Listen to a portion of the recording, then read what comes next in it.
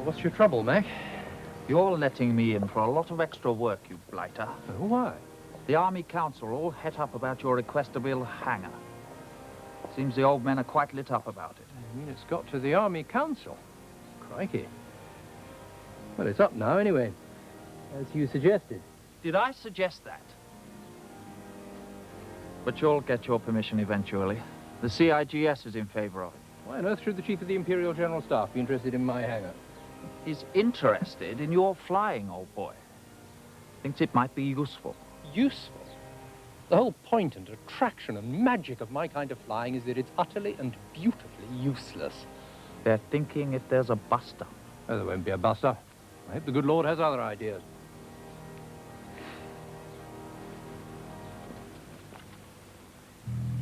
There's no use getting worked up over something that might not happen. I tried to put it out of my mind. Took to going up high, 4,000 feet or more, and practiced slow flying.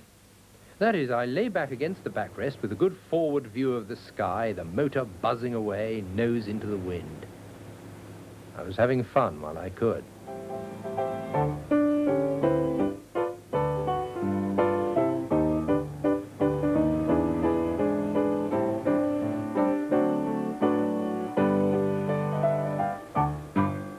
I marveled at the fact of being suspended there in a thing of linen and steel little heavier than myself. As I climbed slowly, I became conscious of little flat layers of cloud like Easter cakes.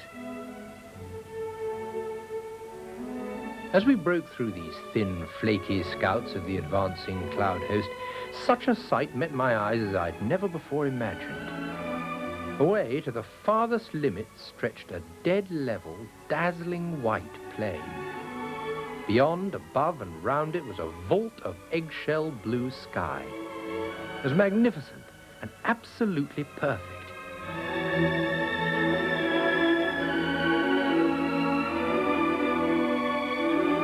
I flew on and on, unable to break the spell, till I saw by my watch that if I didn't hurry back, I'd be late for parade. As I closed the throttle, FT sank into dank, clammy mist. Down and down in uncomfortable blindness. This isn't at all good, I thought. There's high ground north of Winchester. Suppose this goes down to it. A further minute of acute anxiety passed, till I suddenly saw a darkening below me. And then we were out of the clouds, some 400 feet above Salisbury Plainy sort of country.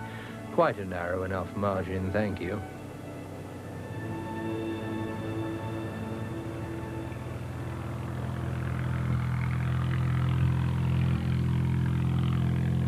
I couldn't think where we were.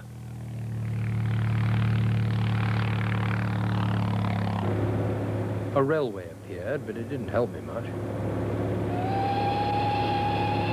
Finally, I was reduced to the lowest form of degradation and flew on to a station and read its name. At once, all became clear, and I streaked downwind for home.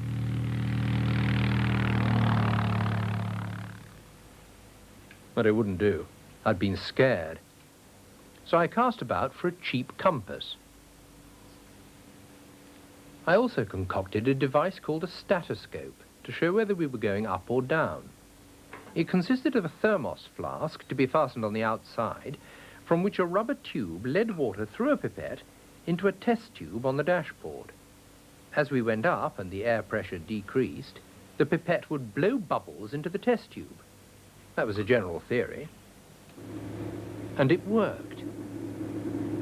Thus armed, I began to make longer expeditions. There's some peculiar quality about the English countryside. People who don't take the trouble to understand maps miss a deal of information about old things, old earthworks, old tracks, Roman roads, and the like. That if man can do all these lovely things down below, the tilling of the land, the villages, towns, bridges, roads, and railways curving smoothly across the landscape,